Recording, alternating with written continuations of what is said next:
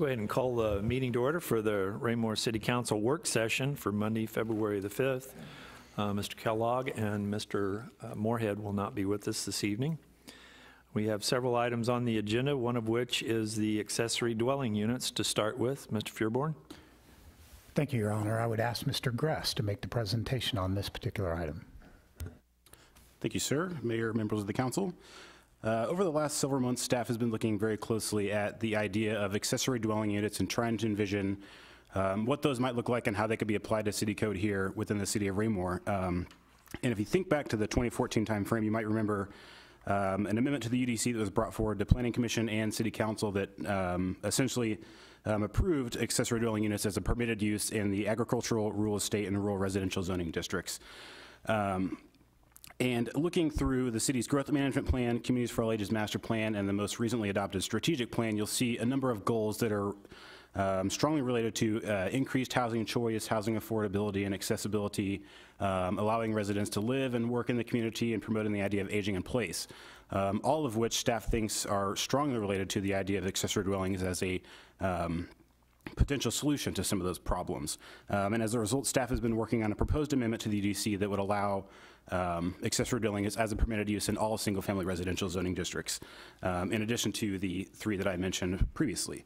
In addition to expanding the number of districts in which these types of homes are located, the proposed amendment would also include language to clarify the difference between an attached accessory dwelling unit and a detached accessory dwelling unit.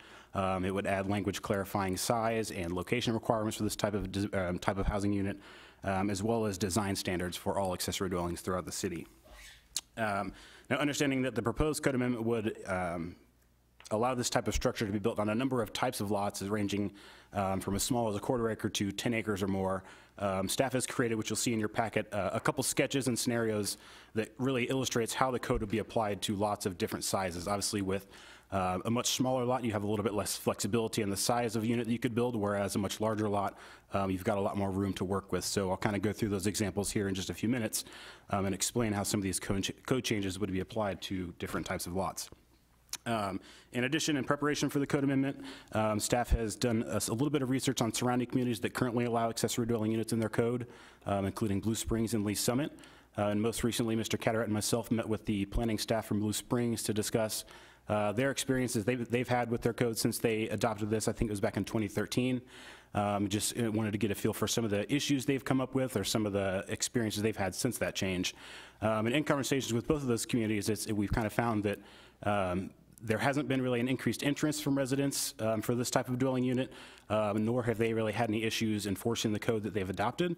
One of the things that was really prevalent is that, you know, the cities that have adopted this so far have not or didn't, nor have they yet experienced an increase in the amount of people that want to build this type of unit. What they're seeing is that the people that are interested in these are residents who are adamant about wanting to remain in the community, maybe downsize to a smaller home, or individuals who might have an aging grandparent or parent or a relative that's disabled, who, you know, might have the ability to live independently but still needs that close support network in place if they need it. So accessory dwelling units really provide that opportunity to live independently in your backyard, but you've got a close family member or a relative in your front yard for help, like I said, when the time comes that you need it. So staff, like I said, has put a lot of effort into, you know, trying to address all the concerns that we've brought up internally, as well as in conversations with our emergency services staff, fire district, and trying to work through some of the concerns that they might have for this type of dwelling. So before I get too far into the code amendment itself, you'll see on page 4, it's really divided up into 3 sections, although it's one code amendment over the same topic, accessory dwelling units. In order for it to really make sense in the code, there were 3 separate sections that we had to tweak a little bit in order for it to all make sense. So the first one deals with section 485.010, which is the definition sections of our Unified Development Code. And we've taken the existing definition of accessory dwelling units and split it into 2 distinct categories. You have your attached accessory dwelling units and your detached accessory dwelling units, whereas an attached accessory dwelling would be a unit that's physically attached to or located within the existing structure on the lot. So you have your finished basements, your walkout basements, or an addition to a home that might have a kitchen or a bathroom or a bedroom. Whereas a detached accessory dwelling would be exactly what that is. It's physically detached from the existing structure on the lot, whether it's standing on its own or it's located above a detached garage or another existing accessory unit. So that's what we've kind of broken those into 2 distinct different categories. The next section is section 405.020, which is the use table for all of the residential zoning districts within the city. And you can see if we've added the two definitions to reflect the change that we made in section 485, as well as proposed to make that a permitted use in the A, RE, RR, R1A, R1, and R1.5 zoning districts. So all of the single-family residential districts that you'll find here throughout the city. And if you look over to the far right-hand side, you'll see the use standard subject to section 420.050E, and that will kind of take me into the last section that we modified, which is where the most substantial changes have taken place. And one thing that I'll note here before I get too far into this section of the code is that section 420 of our Unified Development Code deals specifically with accessory structures and buildings, not just specifically accessory dwellings. And some of the requirements that you'll see in this section deal specifically with accessory buildings, but also accessory dwellings. The only key difference between those two at this point is that now somebody's permitted to live in that accessory building, whereas previously they were not. And what you'll see is that because of that, because now somebody is potentially allowed to live in one of these, we've imposed several other design requirements, location requirements, design standards that would sort of bring up the appearance of that accessory structure, since now it's being used as essentially a home. So the first two requirements you'll see they're already existing in our current code for accessory dwellings. They're limited to only one per lot, either whether it's detached or attached, that makes no difference. They're only permitted one of these units per lot, and it can be located, like I said, within an existing structure or totally separate from the existing structure on the lot. We've replaced the third requirement relative to size with a little bit more specific language in the code, so the accessory dwelling unit would be attached or detached would be limited to 60% of the total square footage of the existing home, or 1,000 square feet, whichever of those is less. And I'll explain that a little bit more in some of those conceptual drawings that we provided to kind of show how that would be applied more on a case-by-case basis, depending on the size of the home and the lot. The next requirement, number 5, an accessory dwelling unit shall not exceed the height of the existing structure on the lot. Just kind of going back to what's going on in that accessory dwelling unit is truly accessory to the primary use of that lot, which is a single-family home. So we want it to remain, the appearance of it to be strictly accessory to the existing home on the lot. Number 6, an accessory dwelling unit shall comply with all requirements of the International 1 and 2 Family Dwelling Code adopted by the city.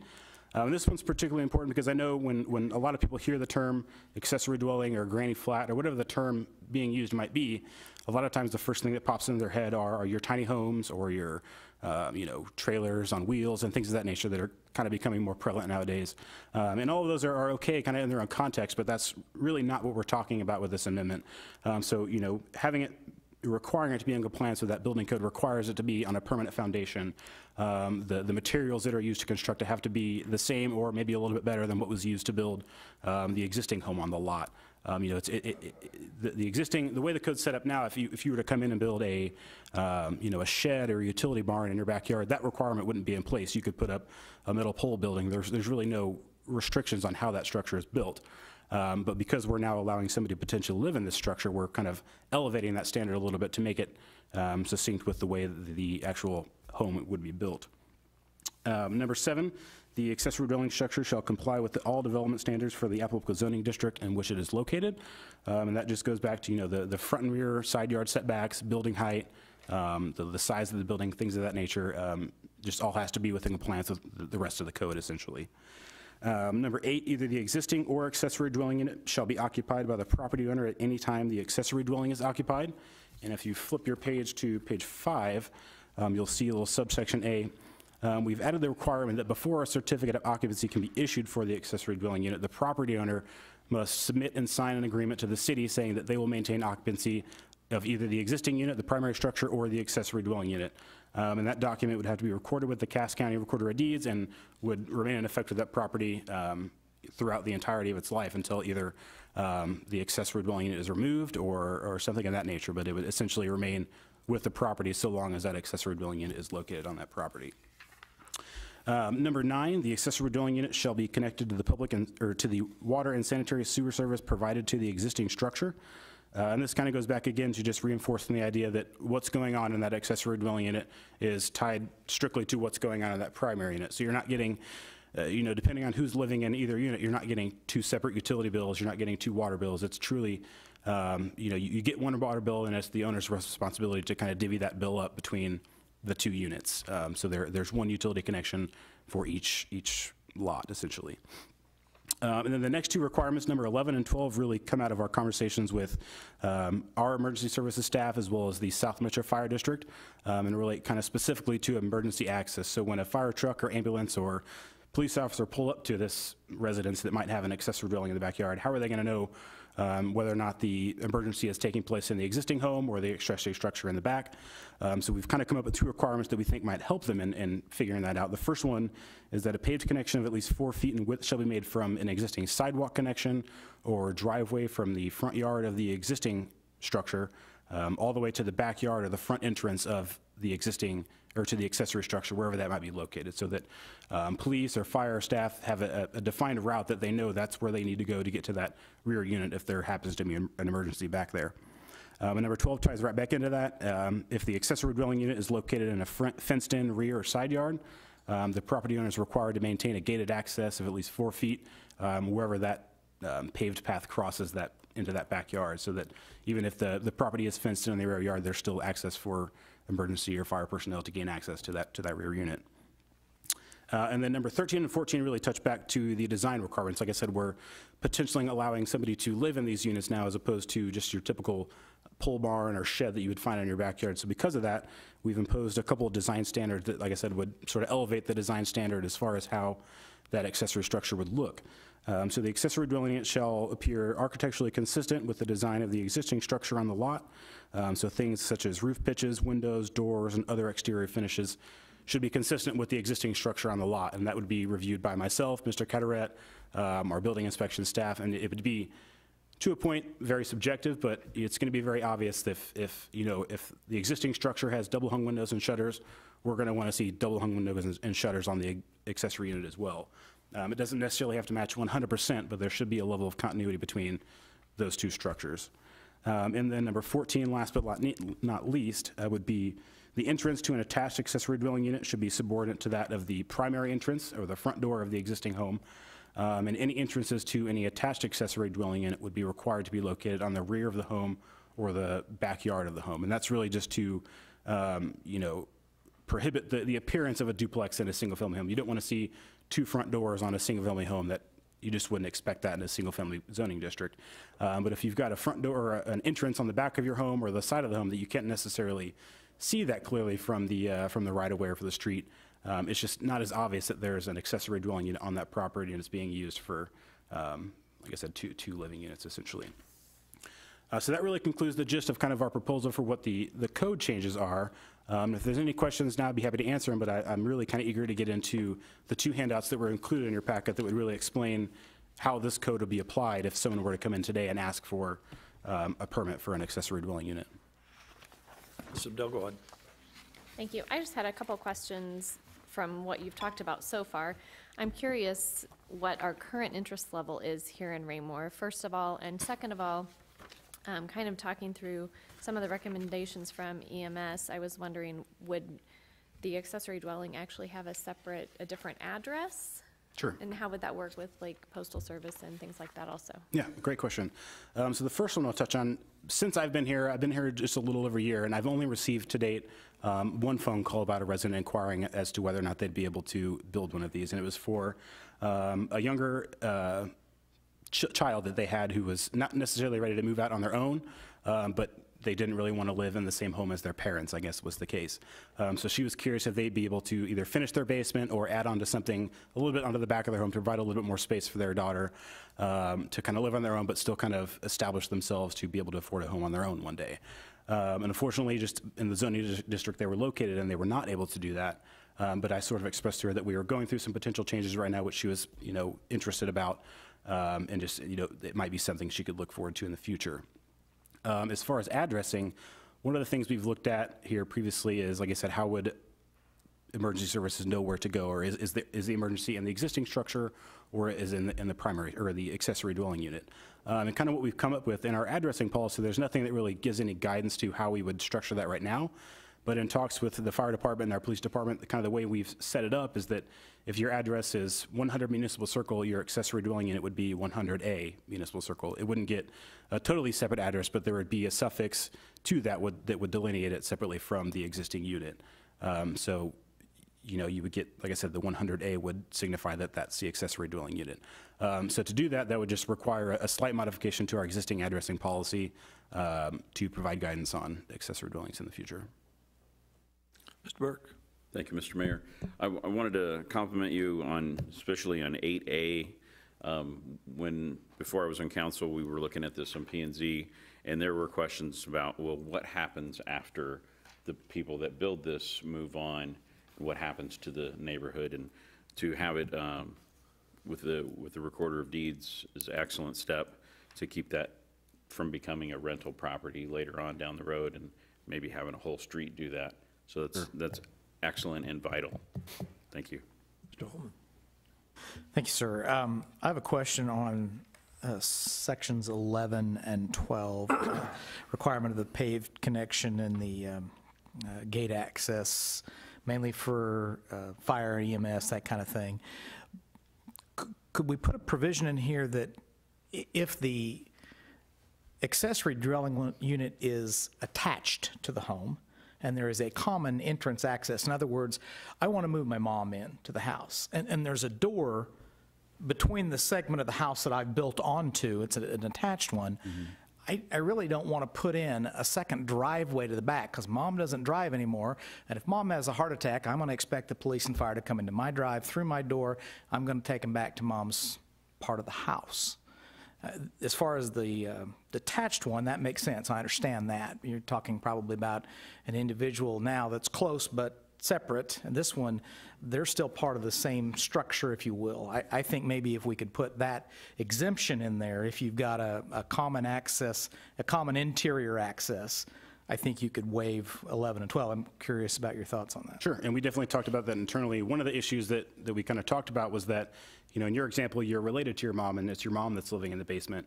But when you have the case where if you're renting the unit out to an individual that's not related to you, if you're not home and you're living in that existing structure, there might not be any way for emergency personnel to get to that interior entrance if you're not home. Whereas if they had that paved connection, they could try knocking on your door and getting in the easier way. But if you're not home, they would ultimately have to resort to finding their way back to the backyard to find that entrance. Certainly, if there's a way, like you said, to prove that you are related to, and it is your mom in there, and you really have no need for that, then there's a potential for a waiver of that requirement. But then you kind of run into the issue of what happens after you move out, and you're left with that, and there's no what happens for the next person that moves in. But it is a very interesting, because that would be obviously a kind of a financial cost for you to add that connection if you didn't really need it. But at the same time, further down the road, it might come in handy for the next property owner, somewhere down the line. Is it possible then that there would be an avenue for a person who chose to do that to make an application to BZNA for an adjustment on this? It's mom that's moving in.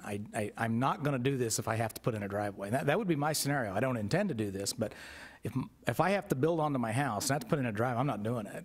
So, I mean, it's that much of a deal breaker for me. I mean, I can understand what you're saying, but I think if we at least left the door open for, like I said, a possible BZA appearance for, here's my particular scenario, which is what BZA is set up for, then I think it might work. Yeah, absolutely. I believe that would be, similar to any other variance from a design standard or code within our UDC. I think it'd be set up for a very similar process. Well, David, you show in the one example that you have here on page 7, the attached facility, but there's no conceptual drawing for any kind of a drive to that particular portion because it is attached to the main facility. So how's that different than what Mr. Holman was talking about? So I will say that the drawings that are included in this packet were done at the very beginning stages of this process, and that requirement was something that came out a little bit later in our discussions with South Metro and our PD. So they're not necessarily reflective of everything in these pictures. These were sort of put together just to visualize, what are the size restrictions, what does that look like as far as the size of the existing home versus the accessory dwelling unit, how does that compare to the size of the lot? Like I said, there's certainly some flexibility in where they might be able to put that access entrance, so they're not necessarily reflected in these drawings that you see here this evening. Okay. Anyone else? Yes, sir, Mr. Townsend. Thank you, Mr. Mayor. What were your discussions on impacts to existing covenants and future homeowner covenants? Great question. So one of the things that will ultimately, if this is something that moves forward through, city staff and council and planning commission, one of the huge deciding factors on individuals that want to build this will be their HOAs and whether or not they allow them. There's a lot of subdivisions in Raymore that have HOAs, and there's a lot that don't. So it's kind of split down the middle. But my guess, I haven't read through the HOA covenants for every, neighborhood or subdivision in the community, but my gut feeling is that a lot of them wouldn't allow something like this. And if they would, there would be, even more strict guidelines that I feel like they would impose on top of what the city would require. Anyone else? I think that me and Mr. Holman. Just one other question. So if a person could rent this out, we don't have any restrictions on that. Is that correct? That's correct, so long as the owner of the property is living in Gotta live in one or of the the other. 2 units. Okay, thanks. Correct. Thank you. Anyone else? If not, we'll move on to the next topic. Thank you, gentlemen. Nope. Wait, you got something else? Oh, okay. Yes, sorry. Oh, there's more of that? Oh, okay. I've sat through it before, so go ahead. So if you turn to page 6 of your packet there, you'll see there's 2 different sheets here, if you will. The first one deals with attached accessory dwelling units, and one deals specifically with detached accessory dwelling units. And what this is essentially a handout that was provided to you all just to give the basic information on, where could the accessory dwelling unit be built, how large can I build it, what are the size restrictions and things of that nature. So if you see on page 6 there, there's a kind of a darker gray box at the top, and the first question is what is the maximum size of a detached or of an accessory dwelling unit? How is that determined? And for that, there are kind of 2 methods that staff can use to determine this if someone were to come in today and apply for this. The first one is the maximum allowable lot coverage for R1 zoning district, which is generally 30%, meaning that above grade structure, so your home, your detached accessory dwelling unit, whatever the case may be, the square footage of that structure can't occupy more than 30% of the square footage of your lot. So if you have a 10,000 square foot lot, you can't build more than 3,000 square feet of a home on that lot. It can't cover the portion of that lot. The next method that staff could use would be the proposed code language that you see here this evening. So 60% of the existing dwelling unit or 1,000 square feet, whichever is less. So you'll see there at the bottom, I've given the example of your standard 8,400 square foot single family lot with an existing home of 1,600 square feet. So based on our code here, somebody could come in today and pull a permit for a 920 square foot accessory dwelling unit. And that's just based on the amount of space they have left over based on their existing home and the size of their lot. And you'll see if you turn the page, I've kind of given 2 examples of, like I said, your more common 8,400, smaller size R1 single family lot, and then an example for some of the larger R1 lots that we have here throughout the city. So you can see for your typical, 8,700 square foot lot with an existing 1,800 square foot home, looking at this through the lens of a maximum allowable lot coverage, somebody could come in today and pull a permit for an accessory dwelling unit attached and build up to 790 square feet for that accessory dwelling unit. Although our proposed code language, 60% of the existing dwelling unit would allow for just above 1,100 square feet, that 1,100 square feet would exceed the maximum lot coverage for that property. So I'm trying to illustrate that there's a number of different levers that are kind of in play that would shape the way that accessory dwelling unit could look within that lot and how large it could be. Because if you look over here to a larger lot subdivision with 100,000 square feet or a little more of space, applying that same scenario to that lot, somebody could come in today and pull a permit for a 29,000 square foot based on your maximum allowable lot coverage. That's obviously a lot larger than any home you see in the city, not specifically feasible, but if you look down at our proposed code language, applying that to the same scenario, 60% of a 2,900 square foot home would give you a 1,700 square foot accessory dwelling unit.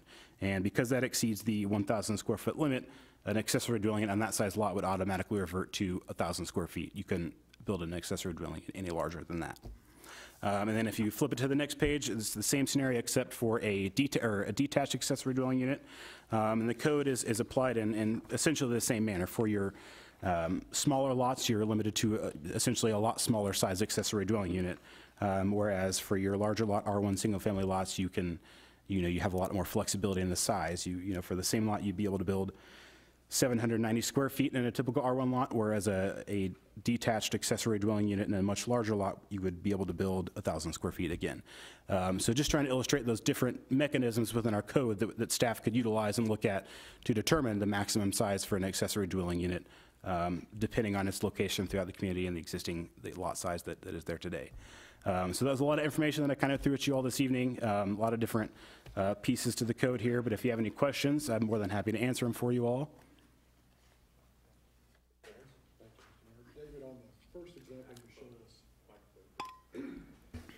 On the first example you showed us on the attached one, let's say, for example, this home took up all the space from the left to the right, and all that was left was the 10-foot setback on each side.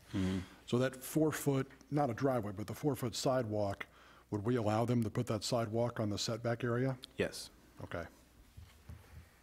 Thank you. Ms. Abdel, go ahead. Thank you. Just a little clarification to be sure that I really understand the purpose of this. So Jay mentioned if I'm going to move my mom into my basement and I want a door to connect my house and her house potentially, is that really an accessory dwelling? If I want to finish my basement, what determines if it's an accessory dwelling, or if I'm just finishing my basement with a kitchen and a bedroom and, you know, because people have kitchens in their basements. Right. So how do I know, as someone who wants to add on to my house or finish more of my house, if I need to look at an accessory dwelling or some other kind of permit? Great question. So the key distinguishing feature that really delineates an addition to your home or a finished basement from an accessory dwelling that we've talked about would be a specific exterior entrance to that building or to that basement unit, or if you don't have an access point from the interior of the home, but you do from the outside. So it's really just that specific separate entrance from the exterior of the home into that basement unit. You know, obviously there might be a little flexibility in, you know, finishing the basement. I've got a full kitchen, a bedroom, and a bathroom. You know, that's no different than a finished basement than you would see in a single-family home now.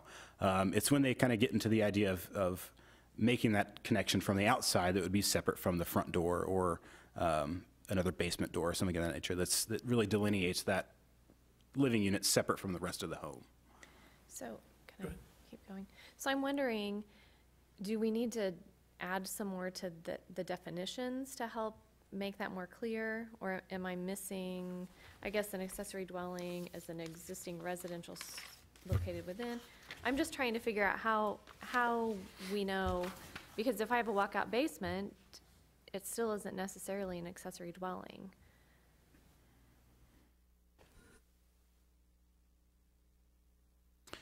So you're proposing maybe some clarifying language that might say something along the lines of, that references maybe a separate entrance or a separate access point from the exterior of the home might add some clarification to those definitions? Or does it have to do with my intended purpose for that space? I'm just wondering how are we going to help make it clear to people what they need to go for? Which avenue they need to go down right. to. What's going to help Sure. define that for people in the community? Maybe some language to the effect of primary entrance, even though there may be a secondary entrance into the home, as we were discussing, but the primary accepted entrance for the structure, it has a primary separate entrance from the main home, something to that effect, maybe? Mr. Olin?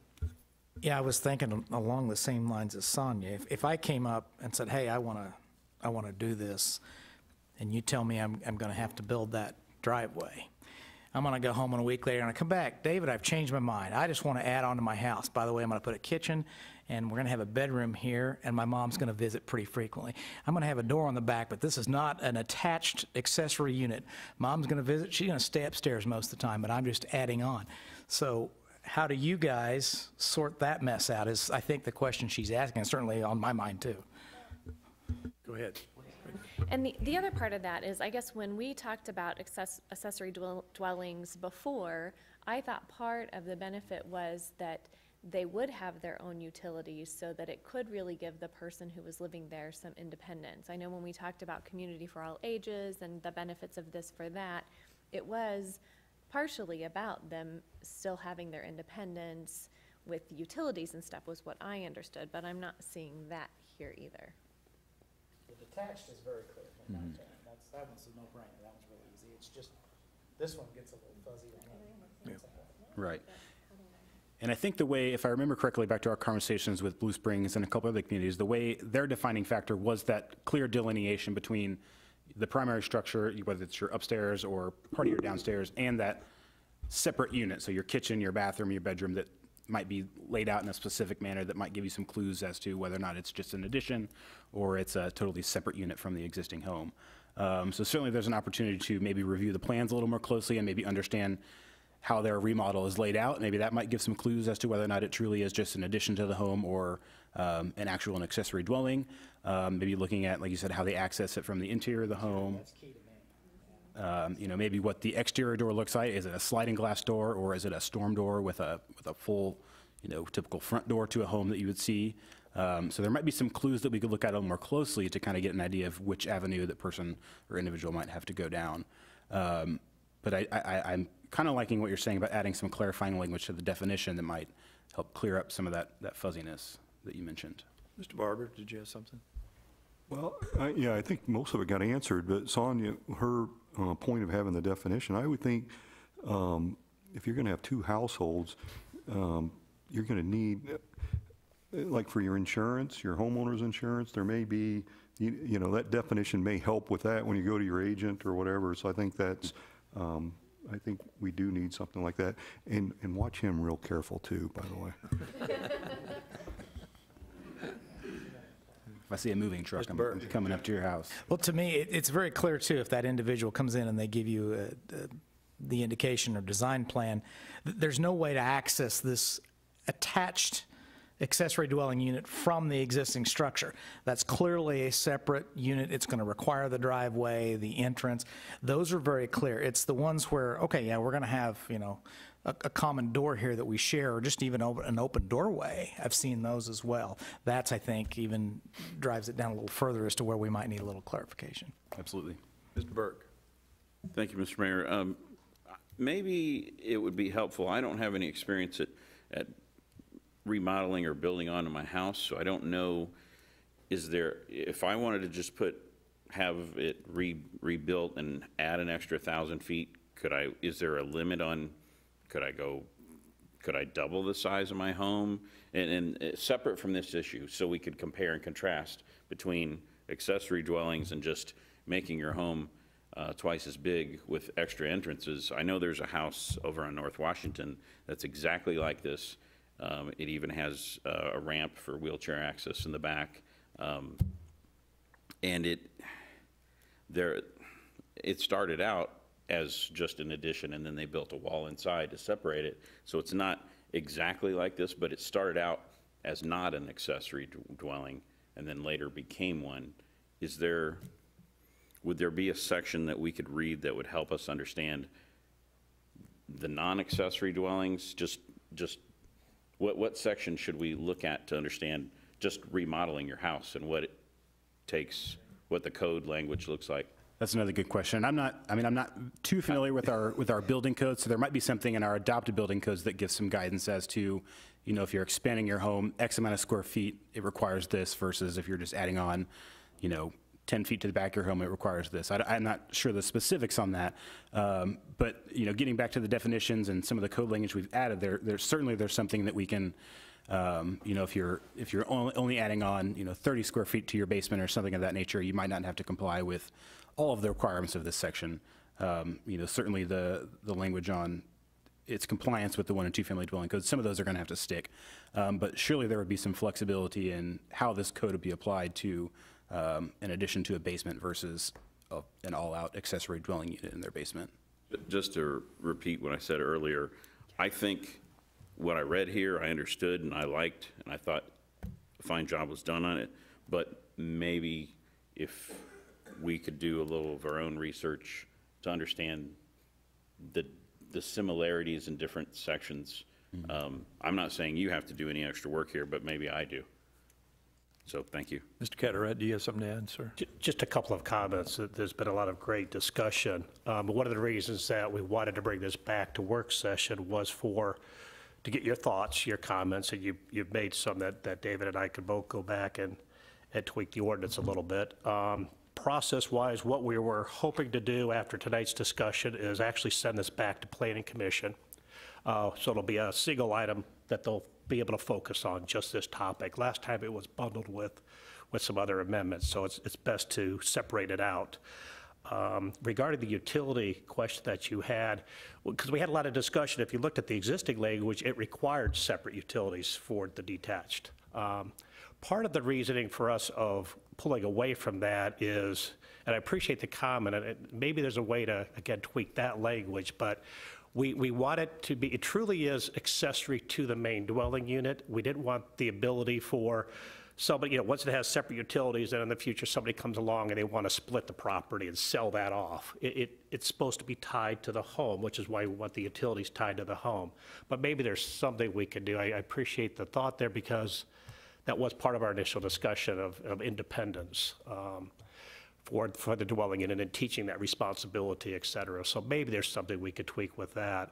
And then Councilmember Burke, with your question about the home, the limits as far as expanding or doubling the size of your home goes back to Mr. Gress's comments on how much you can cover of your property. And you look at these drawings he has where he has buildable area identified. That's the buildable area independent of the calling it an accessory dwelling unit. That's how big your home could be and still meet requirements. So it's a good indicator of how big you could actually make the home that you live in. So Stay within the setbacks. exactly. So, but process-wise, again, what we would do is go back to Planning Commission, a new public hearing with the modified ordinance based upon discussion tonight, and then it'll make its way back to council at some point in time. Mr. Holman. I think that's a great plan to send it back to them and see what they say, especially if they can look over our comments. I think, certainly in my mind, and I think most of my colleagues, I think there's no question on the detached unit. There's no question on an attached unit with no common entrance. I think it's just simply that one scenario there, and then some complimentary questions about utilities and things like that. I thank you for bringing this to me. We were talking about this at one point, at least when I was on planning and zoning.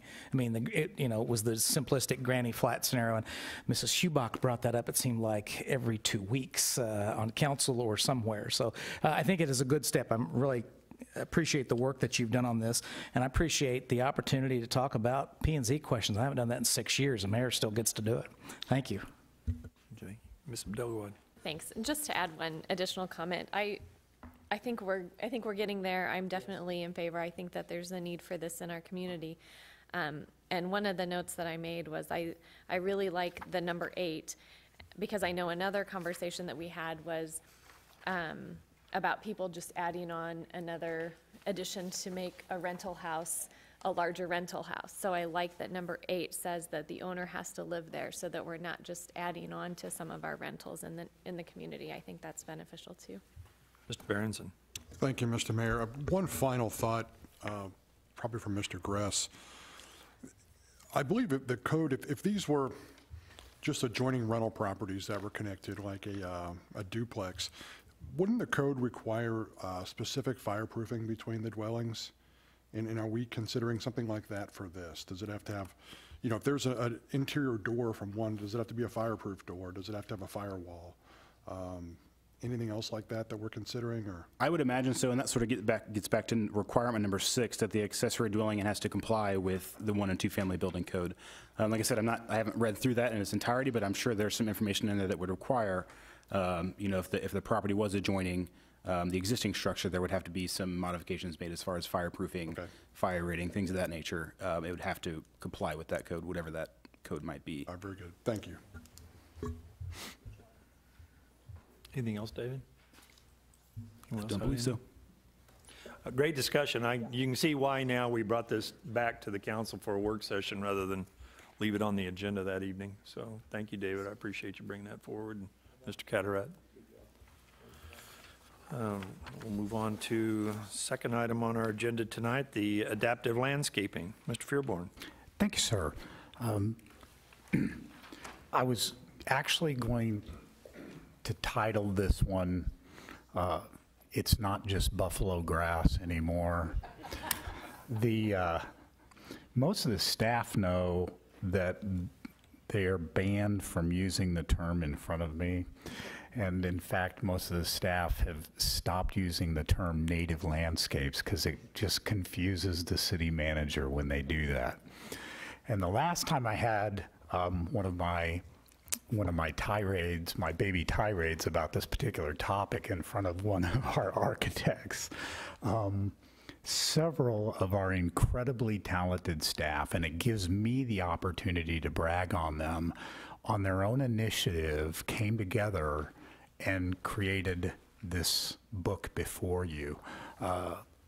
it's going to be invaluable, I think, on a number of planes, because there are a lot of people who share the same attitude that I had, where they hear native and they think buffalo grass, and they don't want that down in the stream behind them, and they don't want it around their house, and they don't. This will give people who are having drainage problems real life solutions that we can be proposing to them. And again, it does give me a chance to brag on a very talented staff group. So with that being said, I'm going to also turn this item over to Mr. Gress to introduce everybody who is on the committee and talk about this particular document. Thank you again, sir. So as Mr. Fearborn mentioned, this kind of stems from a larger conversation that staff had relative to drainage issues, erosion control issues, and things of that nature on various properties throughout the city.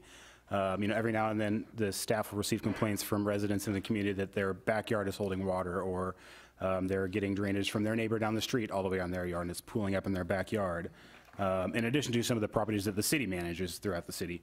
So in response to that, and in addition to some of the projects that we're working on that all incorporate landscaping as part of a larger element of that, as Mr. Fuhrer mentioned, we kind of got together with our Adaptive Landscapes Committee, which was comprised of Mr. Neal, Mr. Mustine, Mr. Rulo, myself, and several individuals from the engineering department.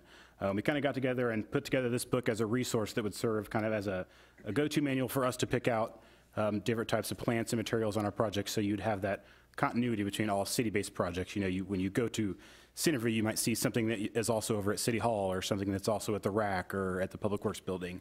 It's just to kind of identify that relationship between all of the landscaped areas throughout the city, as well as our parks and trails, greenways, and things of that nature, just to make them more aesthetically pleasing, and also to kind of cut down on the maintenance cost that is associated with those areas. So within this book, you'll see, like I said, more than 40 different plants and trees and shrubs that are all adaptive or native in nature. They cost significantly less to maintain from a cost standpoint. And in some aspect, they're also just better looking than some of the plants that you might see out there, which is always a positive. So this will serve us tremendously as we keep moving forward with the RAC, and like I said, all the other projects that the city is currently working on or pursuing, to kind of reinforce that continuity between all of our municipal and public properties throughout the city. One of the first projects that we're sort of applying this to is, if you've ever been to the rear parking lot of City Hall, you'll see the two pine trees that are sticking up just outside of these two windows right here. Our park staff has kind of reached out to us and let us know that those are either dying or kind of on their way out, and some of the shrubs out there have sort of overlived their lifespan. So we're kind of, last week we presented a preliminary plan of some different types of plants and trees that you'll see in this book, and kind of visualize what that might look like. We're trying to come up with some cost estimates as far as what it will cost, how we want to phase the project over time, whether or not we want to plant everything at once, or plant half of it and see how well it does, and then come back every so often every year and add a little bit to it. But there's a lot of information here that kind of lends itself to having a plan in place for the landscaped area, a maintenance plan, a care plan, so it doesn't deteriorate and dilapidate over time, and become an eyesore throughout the community. And another important piece, especially for our greenways and trails and some of our public buildings, is the educational aspect of it. A lot of residents, and even myself, sometimes don't even understand the benefit of some of these plants that they have. So we think that finding a way to incorporate what the plants are in the planted area or around the building, and what their purpose is really important to communicating to our residents that are coming to these buildings, why it is that we chose those plants and why we put them there, in place of just a standard, plant that you can go buy at your nursery down the street, just to kind of communicate the benefit that it might serve.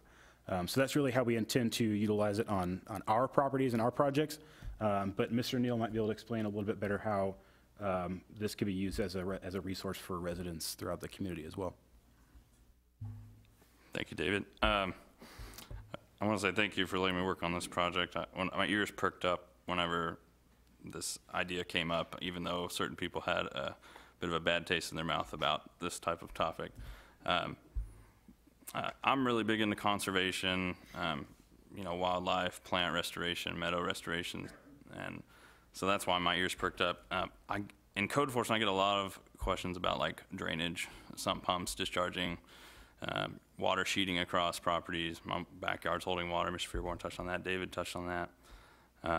And the only solution I've been able to offer is you might just have to put in a French drain, because up until now, that was the only solution that I was really aware of.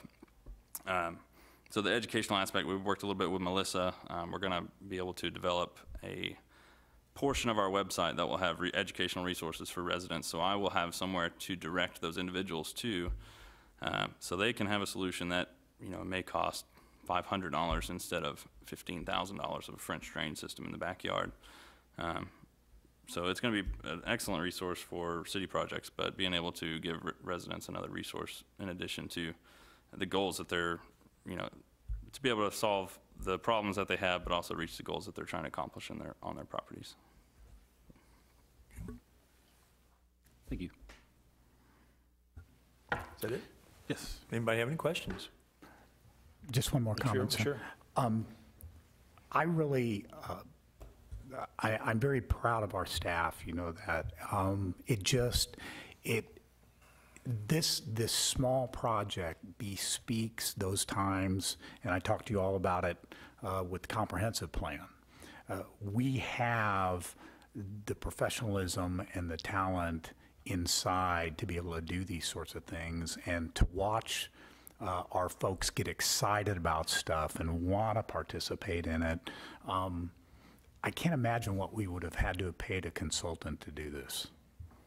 And quick, fast, efficient, and a good document that our residents are going to be served by. So thank you all very much. Good job. Yes, sir. Go ahead. One other thing, I do want to say thank you to the Missouri Botanical Garden. They were a huge resource with all of the plant information, and they did give us permission to utilize a lot of the sources that we do have within the book. So, Mr. Holman? I just wanted to say to Mr. Fearborn and all of city staff that were involved in this, fantastic work. This, to me, shows another plateau or another level of professionalism that we've climbed to that was never done in the past, and you don't even begin to see this at other municipal or governmental entities. Again, it's a great start already in process for our own people and our own plantings and landscaping that we do. But once Mr. Icky and his group get a hold of this and are able to market this to the citizens of the city, it's going to be a great resource there as well, because as the resource or the example you gave us where, hey, what do I do? The water's, well, take a look through this book. If you see anything you like, there's, you know, this stuff soaks up a lot of the water. You know, that's something, hey, I can do that. I can dig a hole, and, you know, if you can give me a little bit of expertise on this, and you've already provided it, that's a fantastic resource for our residents. I think we should market that very heavily. And I should explain my methodology. I read this book with great interest. I read through it 2 times. I wanted to take fingerprint analysis to see if Mr. Rulo's fingerprints are on here. I was thrown off the trail a little bit when I did not find bald cypress among the trees. And I knew Mr. Fearborn's fingerprints were on here because I could not find buffalo grass referenced anywhere. So, but very good work, sir. Excellent. Please pass on my appreciation to those that are not here tonight that were involved in this. This is a great step forward. Mr. Burke? Thank you, Mr. Mayor. I wanted to share some things I mentioned earlier before the meeting started on this end.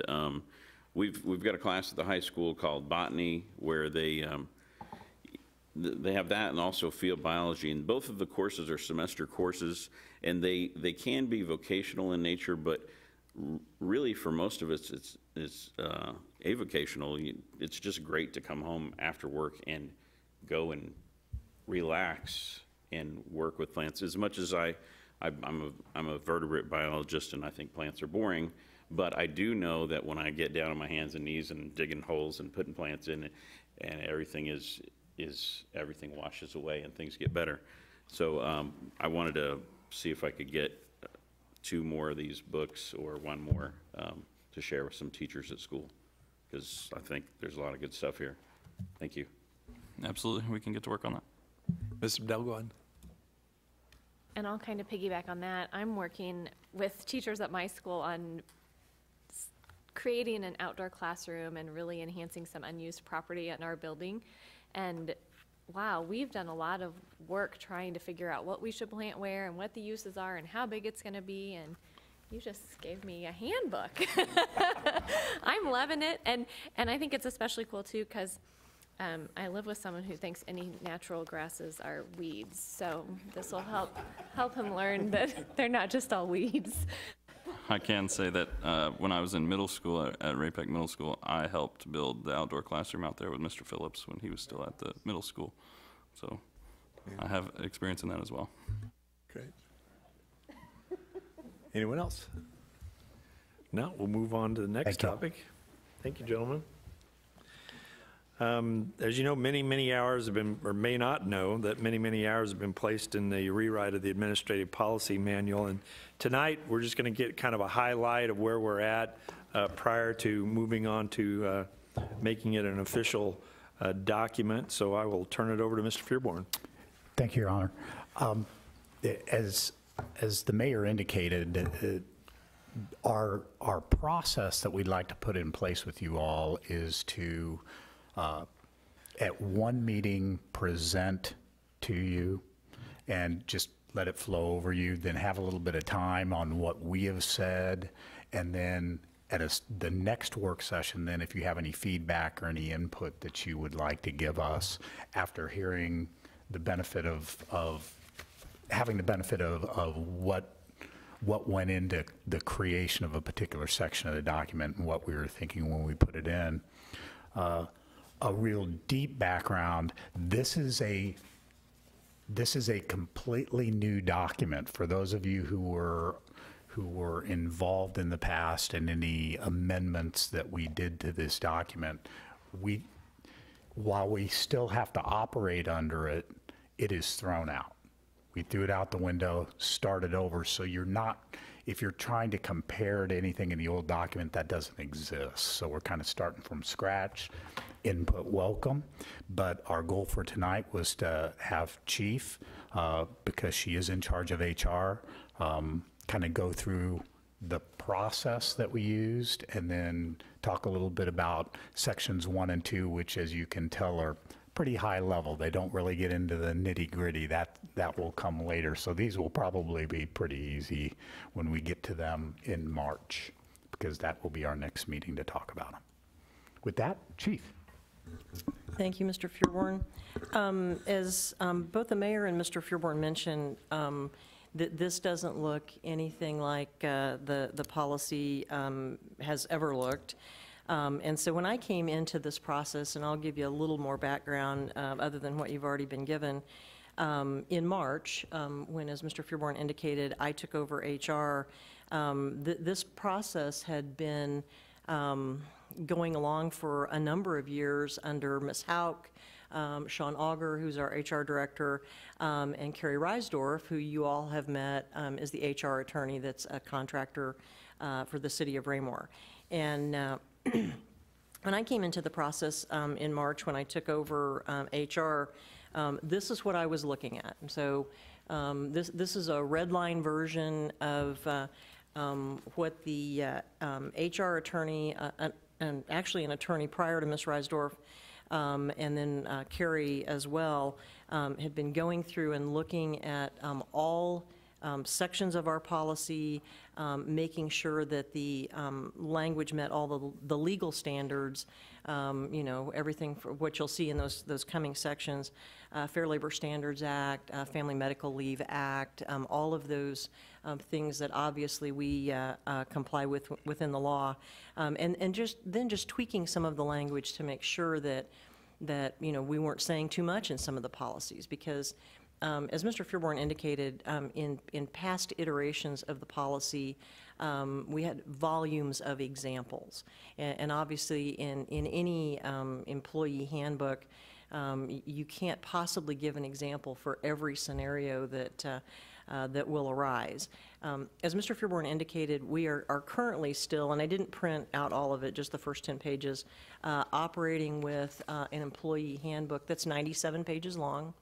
And it still does contain a number of those examples that are carryovers from the policy that's in existence, because we do obviously have to continue to operate with those policies, so that if a decision needs to be made, some employee issue rises, you know, we are still following current policy, everything from pay administration to hours worked. And and all of those kinds of things. So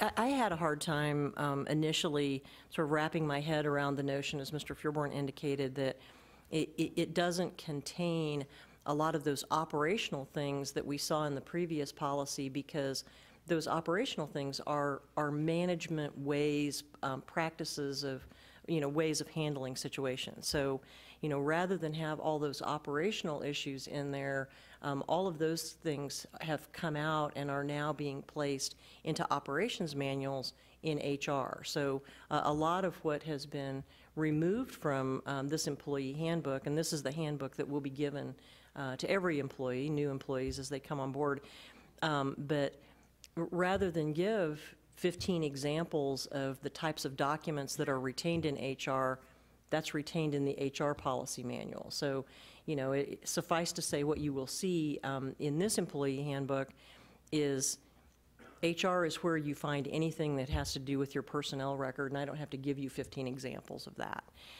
So that's sort of the background of how we got there. And again, this red line version was really the first contact I had with this. And so knowing, going into it and knowing that it had already been reviewed by several sets of attorneys, I really didn't feel like I had a lot to contribute to that. But, not surprisingly, as we started to go through, first myself, Carrie Reisdorf, and Sean, and then, bringing it to the core team, so myself, Mr. Feuerborn, Mr. Icky, and Mr. Cataret, and all of the input from that group, and then ultimately the management team. So there have been lots and lots of eyes that have seen this, lots of review by much smarter people than me, to make sure that we didn't throw the baby out with the bathwater, and that we didn't, in our effort to simplify this, and one of the marching orders that Mr. Feuerborn gave me when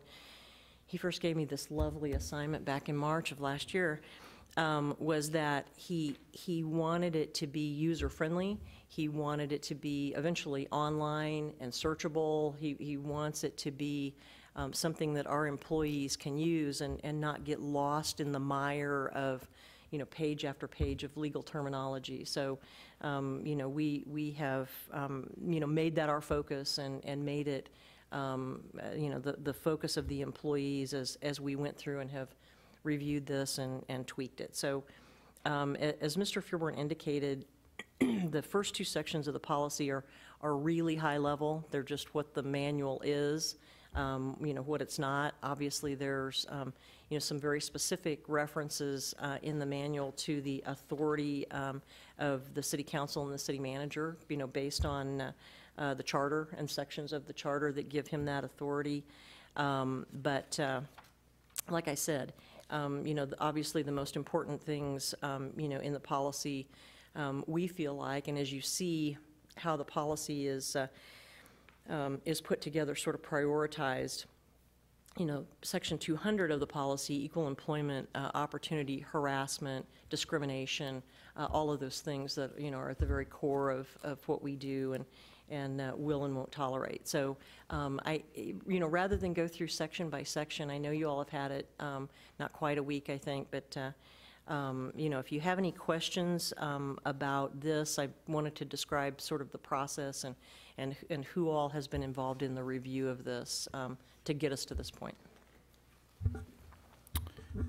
And again, we'll be bringing, this will be an agenda item for these two sections again on March 5th, after you've had the chance to really digest it and go through it. Again, these are pretty simple sections here. A lot of the wording that is in here is wording that we have when you get to the sexual harassment section as an example. It is wording we have to have in there, period. And then any input or questions that you all may have, we could bring those back, and then the goal would be to have it be an ongoing process. You would be approving sections 1 and 2, possibly sections 3 and 4, then almost immediately after the work session, and any changes that you all would request or want in there. And then we'll move back on to sections 5 and 6, with the entire goal to be to have a new published administrative manual in place by aggressively no later than the end of April. The many references that have been made to the fact that it is a somewhat more streamlined administrative policy manual with the examples removed for those of you who, and this is no knock at all, it's just Eric Berlin was really big on examples. He liked examples and he liked numbers in the administrative policy manual, and those are standard operating procedures. They are not policy. And so we want to keep you all focused on where you want to be with the policy. So hope you enjoy the journey that we'll be on for the next several work sessions relative to this particular item. And at the end of that, you'll get to enjoy the fact that we're bringing you the code on the back end of the policy manual, because we'll start that process. It will be real similar to the charter process, I suspect, for you all. That concludes staff report on this item, sir. So, so we're not going to get into the nitty-gritty of things. So did anybody have any broader questions about the process or the book itself? If not, we'll move on then. Thank you. Thanks, Chief. Next item on the agenda is board and commission appointments. We have one upcoming. As you know, Leo Anderson had to resign from the Planning and Zoning Commission, represented Ward 3. I've been in contact with both the Ward 3 council members to look over applications, and we've kind of all agreed that our applicant, Matt Wiggins, if you remember Matt served on the Charter Commission and did a fantastic job there. We believe he'll bring a lot of that same great impetus to the planning and zoning and his thoughtfulness to that process. So if everybody's good with that, that'll be on. Yes, sir. I just wanted to share with Mr. Carteret, in one of the conversations I had with Mr. Wiggins, he was concerned because he's not an engineer and he doesn't have an engineering background. I assured him that I did not have one either and that you would take care of him through this process, sir. Actually, I think he's passing it on to Mr. Gress. So anyway, that'll be under the consent agenda at the next council meeting, which brings me to the next point. We don't have other marked on here, but there will be a bit of a hiccup next Monday night. I will be absent and out of town, unsure of Mr. Moorhead's status at that point. And so I would like Mr. Zur to kind of outline to you, we've had discussions about it, for the process of selecting a presiding officer for that particular evening. Mr. Zur? Thank you, Mayor. Happy to be able to provide some input. The charter doesn't have any reference within it regarding replacement if the mayor pro tem is not available. The code does not, but fortunately you all have previously adopted procedures and policies for the operation of the council, and within it you have a specific reference that if neither the mayor nor the mayor pro tem are available for a particular meeting, you have the opportunity to vote for your presiding officer for that meeting. The presiding officer will still maintain their vote as a council member, thereby allowing for the mayor to have veto rights beyond that. The anticipation is we will likely have the city clerk confirm quorum. We'll call the meeting to order, go through the attendance for who is there and who is not there, and for my purposes, I will then announce an opportunity for nominations to be made for presiding officer. If there is more than one, there will be vote for the same. If there is only one, we will be able to then very quickly have a presiding officer for next week's meeting. So happy to walk you through that when we get there, and staff will be assisting in every way. You want to have any question of that process, Mr. Holman? Not a question, but I think that this may be a topic for us to consider in a future work session. Governmental bodies above us, certainly the federal government and state government, have a succession plan. It is a very rare circumstance that we have to utilize this, very rare, but it does. The possibility certainly is always there, and it may creep up on us. I think that we should at least talk at some point about a succession plan for presiding officer beyond that of the mayor pro tem. It may be that we don't change what we're doing, that we just continue with an election should it be needed, or perhaps we make a third and fourth designee. Frankly, from my perspective, I think what Mr. Zur outlined tonight is adequate enough to handle certain situations that occur from time to time. But I'm certainly open to this council if they wanted to discuss some kind of more formalized process. I mean, it's up to you guys, but I think Mr. Zur's outlined a great way to take care of those special occasions. Mr. Berenson.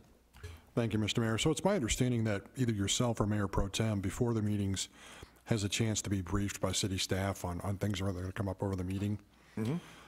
Since neither will be there, is there any way for city staff to send out maybe an email so that whoever is elected could have some preparation before the meeting? Sure. Yeah. Yeah, the general preparation they do is they kind of look over, make sure I don't have any food on me. So that's pretty much all it is. But okay, they just moved down. You can't do that. There must be a need for that if they're doing it. So there you go. And we do it subtly. Yeah. They're very polite on the way they tell me that. Does anybody else have any other thing to bring up tonight? If not, we don't have a reason to move into executive session, so we're done for the evening. Thank you, everybody.